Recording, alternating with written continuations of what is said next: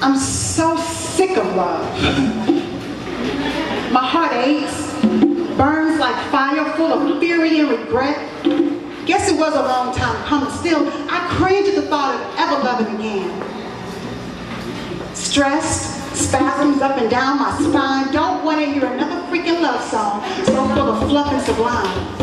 And my temples, they throb every time I relive the days of love gone wrong. I just run away from it all. There's no hope for love. I'm so sick of love.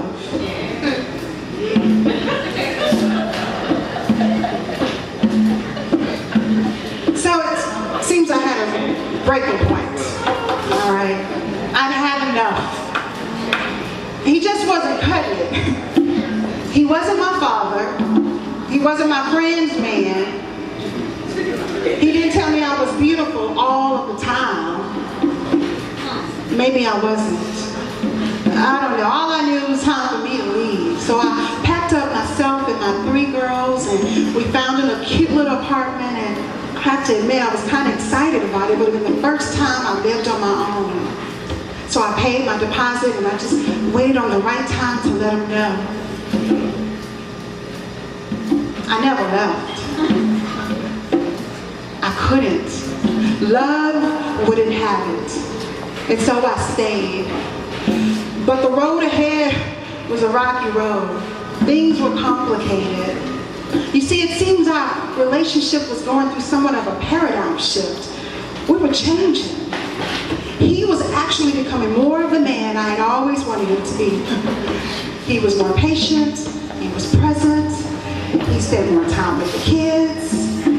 I, on the other hand, was starting to see myself for the very first time, and I liked what I saw. I was cute. Hell, I was sexy. And folks were noticing. It was time for me to be selfish. It was time for me to do me. Well, I guess it was time for him to go. Seems he had a breaking point as well. You see, he wasn't liking the person I was becoming. And I really don't blame him. I wasn't refined and was a bit rough around the edges. But it was time for me to evolve. It was time for me to grow. And so he told me he had to leave. But he didn't. He couldn't. Love wouldn't have it. And so he stayed. And let me tell you, he stayed through one of the most difficult transformations of my life thus far. He stayed. Man, let me tell you, your job is difficult, no lie. Us women, we are intricate, delicate, complicated beings. You must stay studied up on your woman. Life Jennings has a song called Treat Your Woman Like College. Anybody ever heard of it? No? It's the corniest title I've ever heard. But when I listened to the lyrics of this song, it was quite powerful. Life gets it. Life understands that women are forever evolving, forever changing. You must stay studied up. Man, you can probably attest to this, but you might go to bed with one woman one night and wake up the next morning with a completely different woman, having chopped off her hair or hawked it or dyed it pink, or maybe she's talking about moving to Africa to adopt a village, or maybe she's searching for her inner peace, looking to become a Mormon or a Buddhist. I don't know. Whatever it is, man, we're all over the place. You must stay studied up.